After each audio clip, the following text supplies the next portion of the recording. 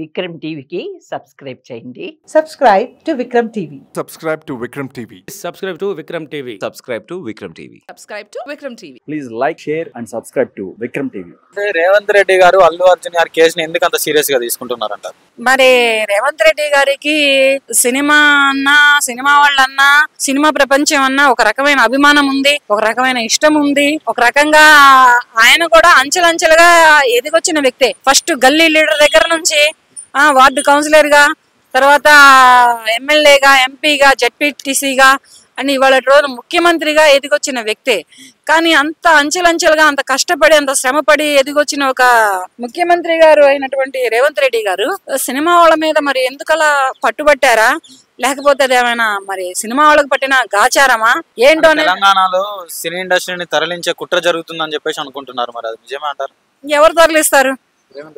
రేవంత్ రెడ్డి గారు తరలించడానికి ఆయన ఎవరు? అంటే రేవంత్ రెడ్డి గారు, చంద్రబాబు గారు కుమ్మక్కయ్య మధ్యలో ఏదైనా కుట్ర జరుగుతుందని చెప్పేసి అనుకుంటున్నారు. ఇది ఎంతవరకు నిజం? మరి ఇదంతా ఫేక్ బ్రో, ఇలా చెప్పొద్దు. ఎందుకనంటే రేవంత్ రెడ్డి గారేమి చంద్రబాబు నాయుడు గారి తొత్తు కాదు, చంద్రబాబు నాయుడు గారేమి రేవంత్ రెడ్డి గారి తొత్తు కాదు. ఎవరి రాజకీయాలు ఎవరి రాష్ట్రంలో వాళ్ళు చేసుకుంటున్నారు. ఎవరి ముఖ్యమంత్రి పదవిలో వాళ్ళు నిమగ్నమై విలీనమై ఎవరి రాష్ట్రానికి ఎవరు ఎంతవరకు చేసుకుంటే వాళ్ళ రాష్ట్రంలో ఎంతవరకు కష్టాలు, ఎంతవరకు బాధక సాధకులు అనేవి తీర్చివేస్తామా అనే ఒక పోరాటంలో ఉన్నారు.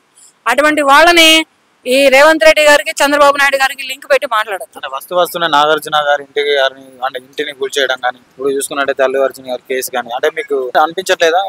అల్లు అర్జున్ గారి కేసు ఏముంది? మొన్న కూడా మరి జానీ మాస్టర్ ని వేశారు. మొన్న కమిటీ కుర్రాళ్ళు అనే సినిమాలో ఒక అబ్బాయిని తీసుకెళ్లారు. ఇది సినిమా ఇండస్ట్రీకి పట్టిన దరిద్రమా, లేకపోతే ఈ 2024లో వచ్చినటువంటి మరి కర్మ ఏంటి అనేది తెలియట్లేదు. కానీ ఇది మొత్తం అయితే మాత్రం సినిమా ఇండస్ట్రీ చుట్టే తిరుగుతుంది. ఎందుకు తిరుగుతుందో ఏంటో తెలియదు.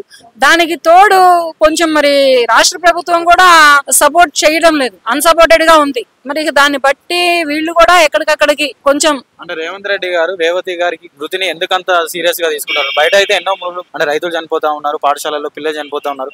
వాళ్ళ మృతులను సీరియస్ గా తీసుకొని సీఎం రేవతి మృతిని ఎందుకంత సీరియస్ గా తీసుకుంటున్నారు? ఇది చాలా రాంగ్ ఉంది. అలా ఆమె మృతిని సీరియస్ గా తీసుకోవడం చాలా రాంగ్ ఉంది.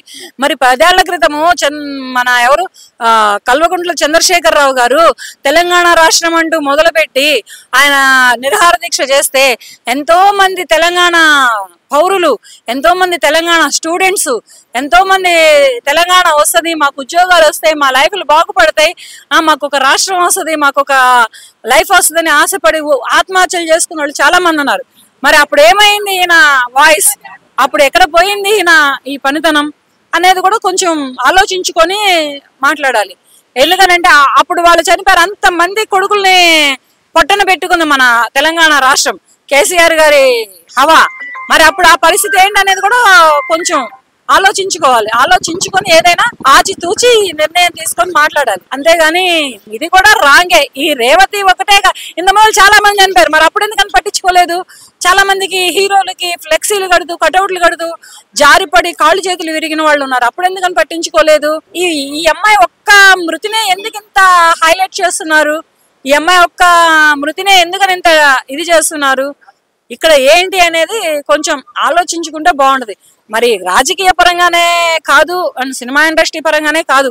వీళ్ళిద్దరు ఎలాంటి వాళ్ళు అంటే, సినిమా ఇండస్ట్రీయే కానీ ఒక రాజకీయమే కానీ ఎలా ఉంటాయంటే, ఒక తల్లి కడుపును పుట్టిన అక్క చెల్లెళ్ళ లెక్కనో, లేకపోతే ఒక తల్లి కడుపును పుట్టిన అన్న తమ్ముళ్ళ లెక్కనో, లేకపోతే ఒక ఇంటికి కోడళ్ళగా వచ్చిన అక్క చెల్లెళ్ళ లెక్కనో కలిసి ఉండేటువంటి ఈ సినిమా ప్రపంచమే కానీ ఈ రాజకీయమే కానీ ఇప్పుడు ఎందుకు ఇంత ఇష్యూ చేస్తున్నారో, ఎందుకు ఇంత పర్టికులర్ గా ఎదిగి ఉన్నటువంటి హీరోల మీదన, లేకపోతే ఎదుగుతున్నటువంటి కొరియోగ్రాఫర్స్ మీదనే, ఎదిగి వస్తున్నట్టు అప్కమింగ్ అటువంటి హీరోల మీదనే ఎందుకు పడుతున్నారో కూడా తెలియట్లేదు. బెనిఫిట్ షోలు రద్దుపై అండ్ టికెట్ ధరల పెంపుపై ప్రభుత్వం తగ్గేదేలా అంటుంది. మరి దీనిపై మీరేమంటారు? నేను ఇది సినిమా రిలీజ్ కి ముందు కూడా ఒక వీడియోలో చెప్పాను. ఏమని చెప్పానంటే, టికెట్ల రేట్లు పెంచడం కరెక్ట్ కాదు. టికెట్ల రేట్లు పెంచితే ఎవరు సినిమా థియేటర్కి వచ్చి చూడలేరు. అది బెనిఫిట్ షో కానీ నార్మల్ షో కానీ ఏదైనా కానీ సినిమా థియేటర్కి వచ్చి సినిమా ఎవ్వరు చూడలేరు ఫస్ట్. ఎందుకంటే టీవీలు, ఇంట్లో హోమ్ థియేటర్స్, ట్యాబ్లు, ఫోన్లు ఐఫై ఫోన్లు వీటిలలోనే ఎక్కువ చూడటానికి ప్రేక్షకులు ఇష్టపడుతున్నారు. ఇప్పుడు వస్తున్న యువత అయితే మాత్రం దానికే ఎక్కువ మగ్గు చూపుతుంది. దయచేసి అయ్యా, ఎవరి కష్టాలు వాళ్ళకు ఉంటాయి, ఎవరి బాధలు వాళ్ళకు ఉంటాయి. ఎదిగి వచ్చారు కదా అని వాళ్ళ కష్టాలు నార్మల్ గా ఏమీ ఉండవు, వాళ్ళకు ఉంటాయి. కొంచెం ఆలోచించి నిర్ణయాలు తీసుకోండి, ఆలోచించి స్టెప్పులు వేయండి, ఆలోచించి మాట్లాడండి, ఆలోచించి ఏదైనా చేయండి. అంతేగాని ఈవేళ రోజున అల్లు అర్జున్ కాదు, నిన్నటి రోజున కమెడీ కుర్రాళ్ళలో హీరో కాదు, మొన్నటి రోజున జానీ మాస్టర్ కాదు, అంతకు ముందర ఇంకో హీరో ఇంకో హీరోయిన్ కాదు.